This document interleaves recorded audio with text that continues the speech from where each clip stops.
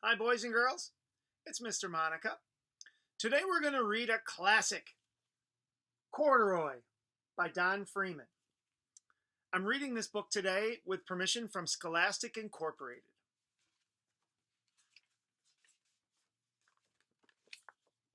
Corduroy.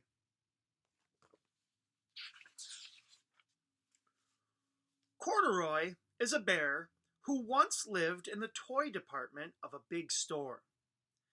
Day after day, he waited with all the other animals and dolls for somebody to come along and take him home.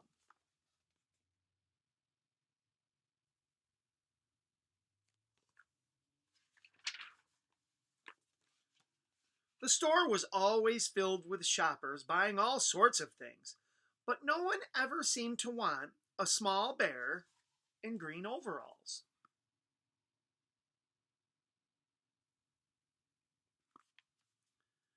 Then one morning, a little girl stopped and looked straight into Corduroy's bright eyes.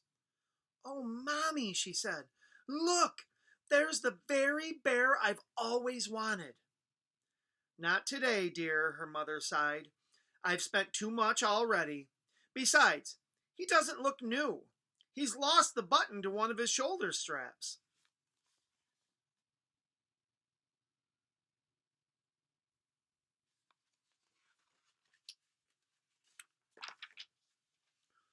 Corduroy watched them sadly as they walked away.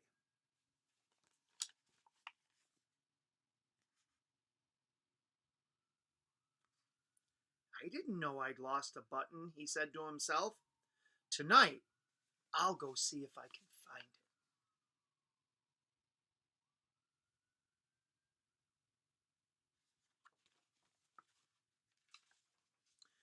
Late that evening, when all the shoppers had gone and the doors were shut and locked, Corduroy climbed carefully down from his shelf and began searching everywhere on the floor for his lost button.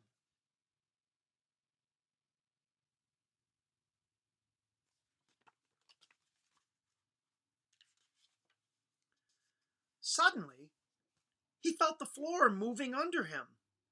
Quite by accident, he had stepped onto an escalator, and up he went.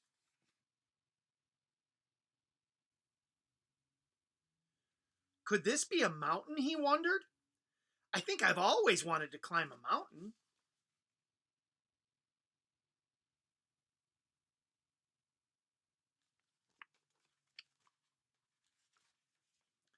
He stepped off the escalator as it reached the next floor, and there, before his eyes, was a most amazing sight.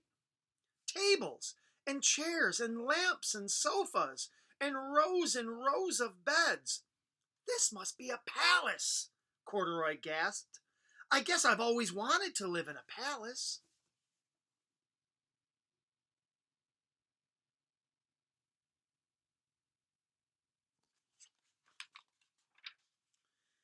He wandered around admiring the furniture.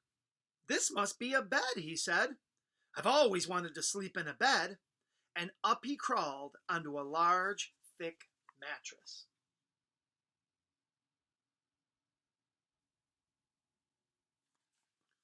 All at once, he saw something small and round. "Why, here's my button," he cried, and he tried to pick it up.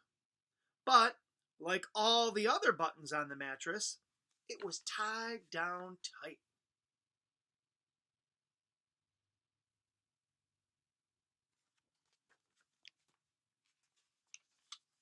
He yanked and pulled with both paws until, pop!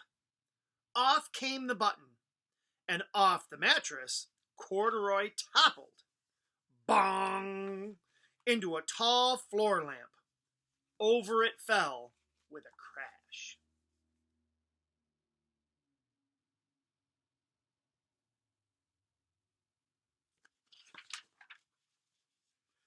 Corduroy didn't know it, but there was someone else awake in the store. The night watchman was going his rounds on the floor above. When he heard the crash, he came dashing down the escalator.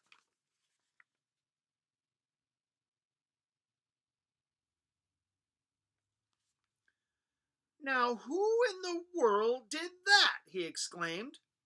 "Somebody must be hiding around here."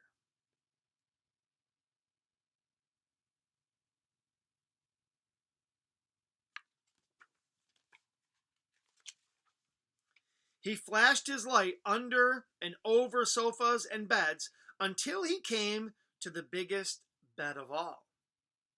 And there he saw two fuzzy brown ears sticking up from under the cover.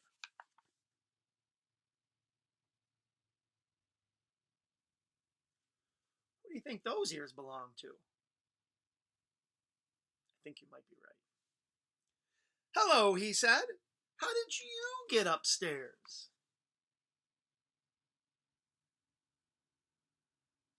It was Corduroy. The watchman tucked Corduroy under his arm and carried him down the escalator.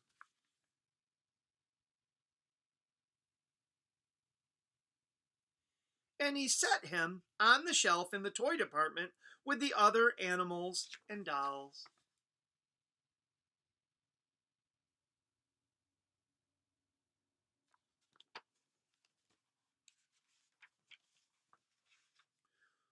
Corduroy was just waking up when the first customers came into the store in the morning.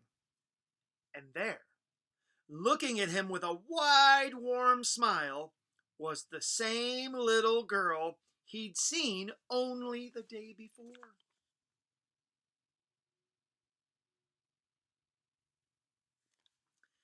"I'm Lisa," she said, "and you're going to be my very own bear.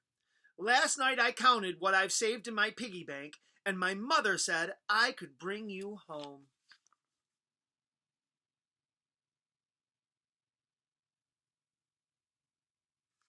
So that little girl Lisa had saved her money, and that's what she decided to buy with it. How special.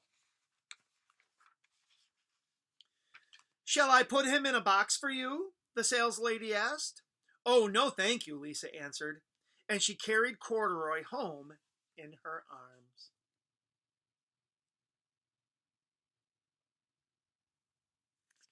She ran all the way up 4 flights of stairs into her family's apartment and straight to her own room.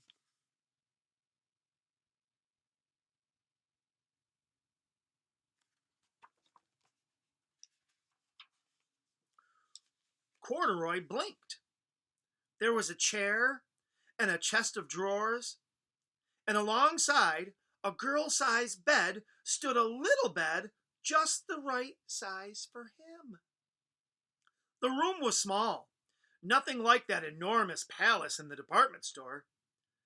"This must be home," he said. "I know I've always wanted a home."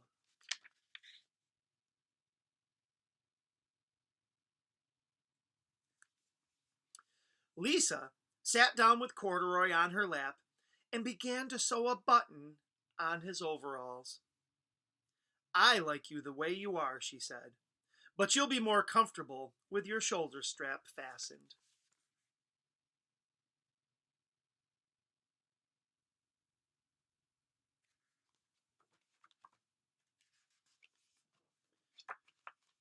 "You must be a friend," said Corduroy. "I've always wanted a friend." "Me too," said Lisa, and gave him a big hug.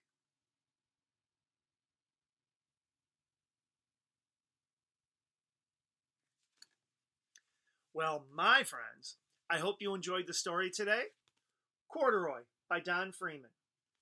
I'll see you again tomorrow.